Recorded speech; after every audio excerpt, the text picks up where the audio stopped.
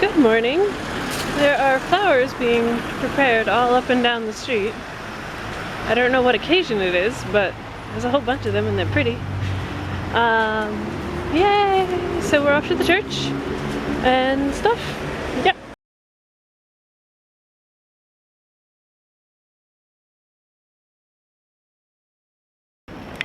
Now there are 4 of them. Still no pears.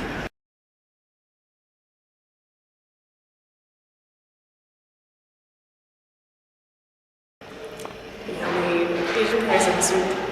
I like the soup here. Soup here is really, really good. And so are those pears. This is a good lunch. Not that I ever recall having a bad lunch, but this is a good one, specifically. And folding bulletins. Yay! Folding, folding, folding.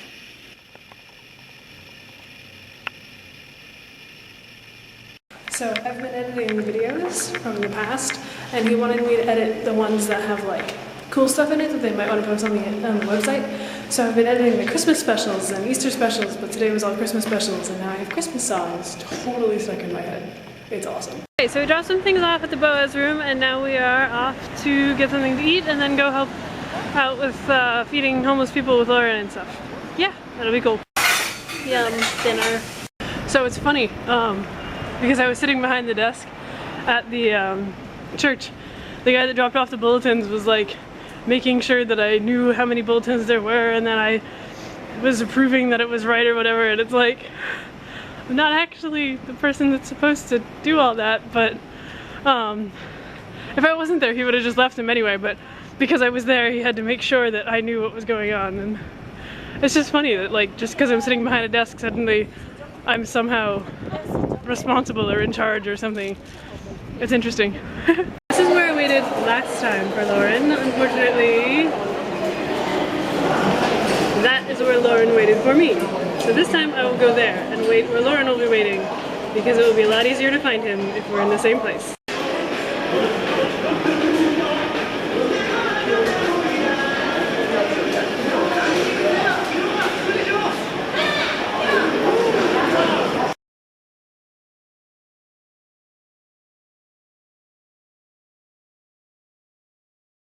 We're like an hour early, so we're gonna wander around without getting lost and then be back in the station in time to meet Lauren at 6. Cool.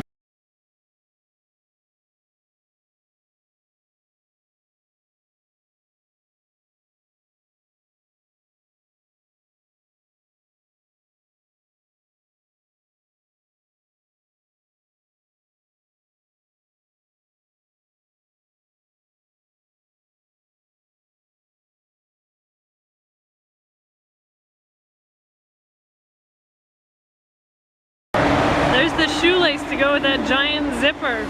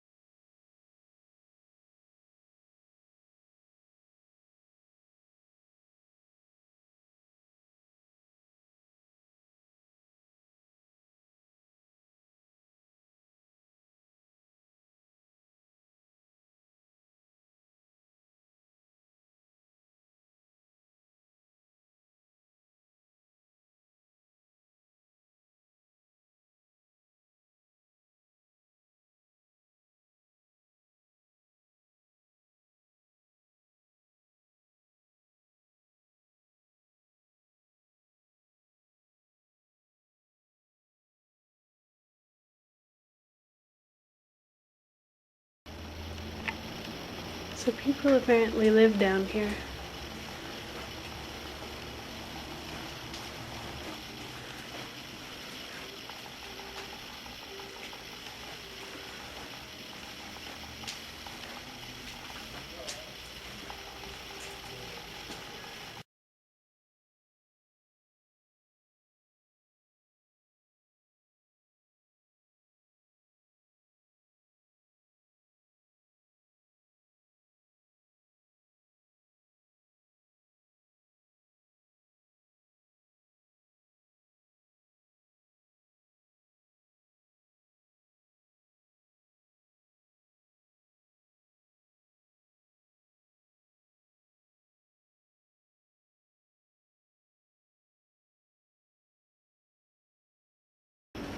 So something that strikes me about this place, and I saw it in Japan too with the less privileged there, they still follow all the same social rules of etiquette. They take their shoes off, they do their recycling the same. They follow all the social ideas and rules of honor and respect. They're still people striving to be the best that they can be. They're just not in a very nice place.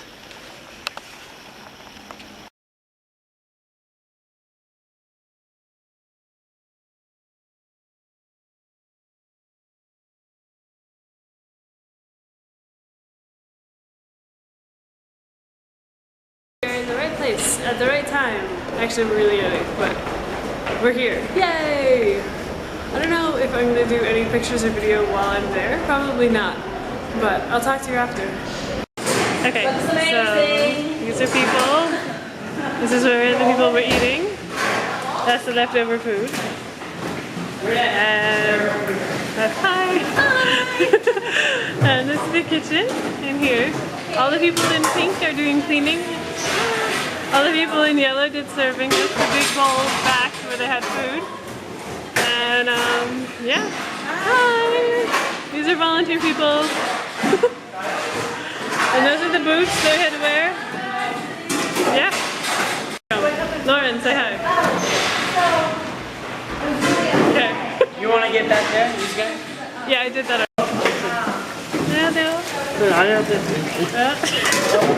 Okay. So this is inside the kitchen. That's the big bowl. There's people. Say hi! And that's Jihei. Jihei, say hi! Yep. And this is the kitchen. And they're all working and I'm taking video instead of working. Hi!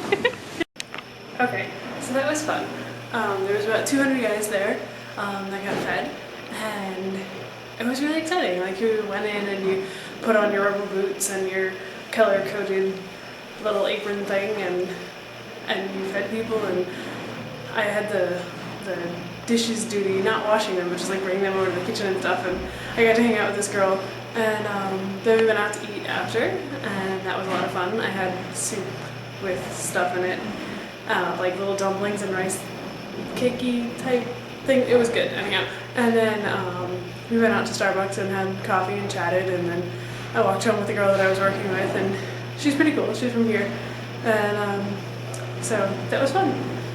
Yeah, so I'm gonna go up to the dorm and then I'll give you my final report. I have to come up with something better to call that.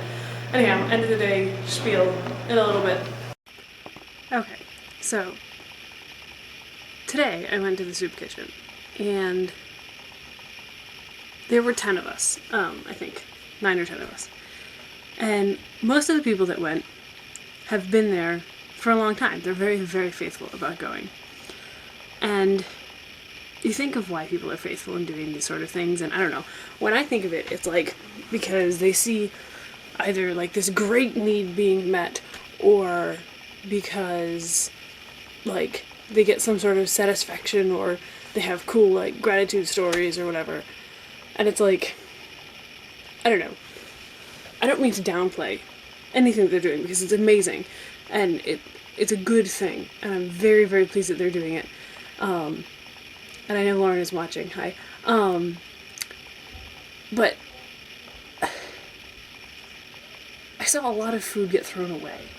Like, these people aren't starving to death. They're not, I mean, I'm sure some of them are, and I don't mean to stereotype them. But there was a lot of food that wasn't eaten. And so it's not like they're in dire straits and you're their only hope, and so that would be a reason to keep going back. And there was only like 2 guys out of 200 that said thank you. To me, anyway. And so it's not like there's some great gratitude that you're getting for going there. So I thought, why?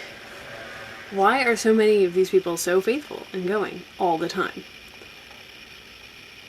And then I was thinking about God and why, you know, He's faithful to all of us.